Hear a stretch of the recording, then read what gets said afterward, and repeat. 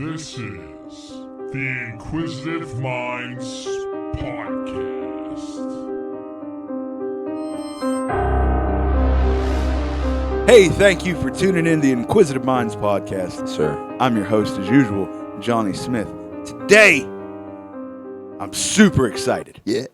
We have someone that I absolutely adore on this program, someone that has been a close friend of mine very early on in the comedy game, stand-up comedian, father, friend, all types of great shit.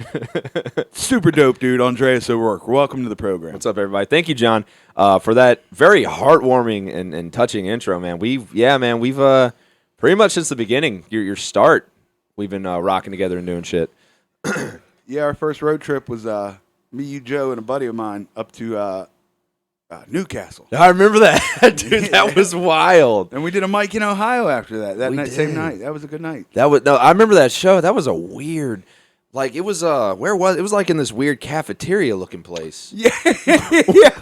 No, that's a good description. Yeah, and it was a very odd demographic because it was a lot of like older white people that typically didn't like my stuff at the time. Right. But like the guys were loving it because a lot of it was dirty. Yeah. And like I seen the one woman elbow her husband because he was laughing too hard. that was a good experience though. No, man, it was fun. I've known John for pretty much since he started. I remember I did the blind pig with you back when you had your hair. Yeah. You had the locks. But nah, man, John is one of the most solid dudes I've ever met in this shit. Just really nice, down to earth guy. Dude, came in. He had a lemonade. I'm not gonna show the label because they're not paying us. But he got me a lemonade. Like immediately, as soon as I walked, he just threw it at me and was like, "Yo," and I was like, "Wow, this is crazy." Thank you for the kind words. So, Andreas, you live up in the Beaver County, Pennsylvania area, but you are from a land far away. Mm-hmm. Growing up in Alabama. Yes, sir. Tell us about it a little bit. Shit, man. Well, am I allowed to cuss? Absolutely. I already did. Yeah. Well, I mean, dude, Alabama, I mean, I joke around a lot about it in my set, and I rip on Alabama and make fun of it. I mean, within every joke, there's a grain of truth. It was pretty crazy, man. Mobile is where I'm from. And I remember I did a show one time where I mentioned Mobile, and some dude in the audience was like, ghetto. It is, Mobile is kind of ghetto. A little bit. Like, you look at the ghettos like Pritchard and Crichton and Tomanville. That's where I went to school, man. So, like, basically, in my early years, I was like a little kid, elementary school age. I went to, schools out in the woods, man, like out in the country, Sims, out in Wilmer. No one's going to know where that is. Google it. Yeah. You'll just see a field. I lived in a nice trailer park, and I know that people think, well, how could it be nice? It was like a brand new, like, immaculate. They didn't even cut the trees down yet. It was beautiful. There's levels to trailer parks. Yeah, there are. I want to live in a trailer again, and I don't know why. I'm weird. But, my mom always wanted a double wide. dude, a good double wide, that's all you need, man.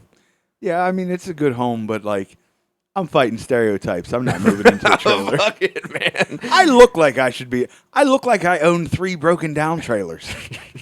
And some cars that don't run. Yeah. My lot is 17 Buicks of all 80s years that don't run. And a lawnmower for some reason. Riding lawnmower. Here's how I try and fight the stereotypes, but here's how backwoods and country I am. My lawnmower is actually sitting in my kitchen. Are you fucking kidding like me? a normal person. Am I right? See, he's gonna show me after. I guarantee. will. He's gonna be like, I will. This is the fucking lawnmower that I was talking about. Yeah, it's right in the kitchen. That's dope, man. So I grew up, man. It wasn't that bad initially. I mean, the racism, I was the only white kid in a group of brown friends. What brown kid? It's interesting you say that. Sorry. What? Now, did you misspoke? Did you misspeak? I misspoke. Okay. I was the only brown kid in a group of white friends. Okay. Only brown. Because I heard it the other way when you said, and I was like, "What's going on here?" Yeah, what's going on? Bunch of Indians. So you were the only brown kid, and you look racially ambiguous, is the way I'll say it. Yeah. What ethnicity are you? I am Native American, and my mother is Irish. Okay, that explains the name. That explains the eyebrows, bruh. Fucking beard. Okay. O'Rourke. Okay, so you were the only brown kid. Brown. As you put it. Yes. A lot of racism, you say? Oh, yeah. I've been called, and in my set, I have a joke about being racially ambiguous and being called every bad racial thing. That's not a lie. That happened. I've been called the N-word. I've been called Mexican slurs. I've been called Asian slurs. Sometimes I get on the bus, they would do the eye thing. And yeah, that's fucked up. I'm not. Yeah. Guys, I'm not laughing at racial slurs right now.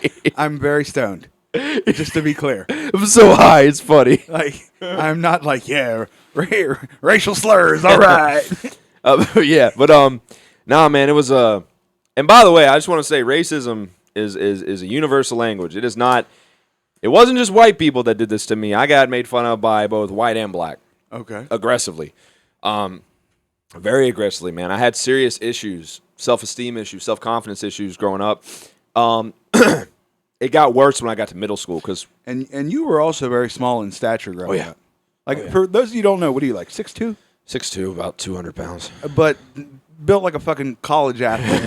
Like, he's in the weight room now. But it was starkly different when you were younger. Yep. Middle school, how big? Oh, dude, middle school, I was basically the size of a third grader in sixth grade, and everyone else was like.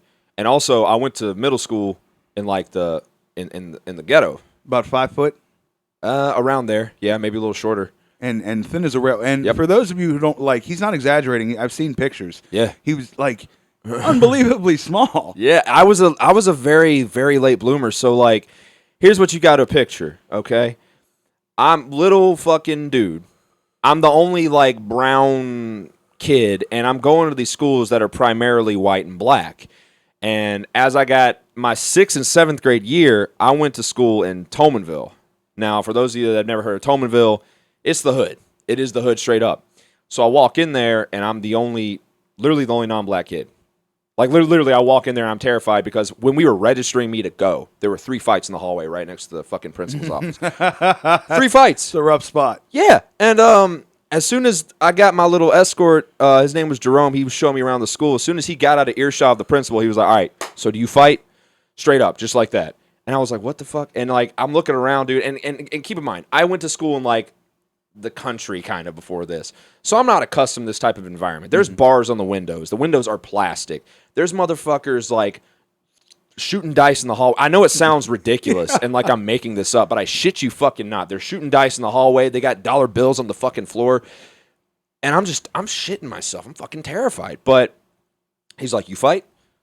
And I'm just trying to fake it here, man. I'm like, because I don't think they're going to have me fight, right? I'm like, yeah, I'll fight. He's like, all right, cool. We got someone for you up here. I was like, what? They lead me down the hall, and there's this really, there's no nice way to say, he was really, really fat. I'm sorry, it's kind of rude. But he was a really fat guy, and they were like, you got to throw hands with this dude for 30 seconds. And I was like, all right. We threw hands, and I was a skinny little shit, but my older cousin taught me how to scrap a little bit. And this dude was bigger. He was kind of slow. So I tagged him a couple times in the face, and I guess that was enough. Okay. They were cool with me after that, and they were like, yeah, man, you cool. We're going to call you Jin. And for those of you who don't know, Jin is a Asian rapper, and that's what they call me. They call me Jin. I was thinking about the Arabic, mythological figure. What? Like, the Jinn is like a genie. I didn't know that. Yeah. John is multicultural, y'all. Holy shit. I did not know that. Yeah, a little bit. Yeah, I just like other shit. That's all. Everybody knows. He's so multiverse. But I don't know shit about a buck. But Booker T was crazy. Booker T Washington is the school it was. I thought we were talking about the wrestler. I was like, I love this transition. No. It was crazy, man. Like, that school was so hood. You had the teachers telling us to our face, like in class, y'all ain't nothing. Y'all are the reason the school is going to get shut down, all kinds of crazy shit. You saw girls fighting dudes, and I don't mean like not winning. They were beating up dudes. Like, they were scrapping for real. My violent days are behind me. Good, man. You're so peaceful. You're like I'm very peaceful. You're like a zealot. You're all peaceful and shit. But I remember in high school, there was a fight between these two plus-size ladies. I've seen that, bro. But it was crazy because one of them was like real thugged out. Like, you could tell she was I'll put it this way. I remember I was in court, and I happened to see her have the same court date. I was like, hey, nice to see you. Hey. So she was about the bullshit. But we're in history class, and the teacher's trying whatever the fuck he's doing, Germany or some bullshit. Black people weren't slaves or whatever, whatever bullshit they spew. Oh, shit. But all you see is this girl stand up and say, I'm a bitch. Call me a bitch again. I didn't even know who she was talking to.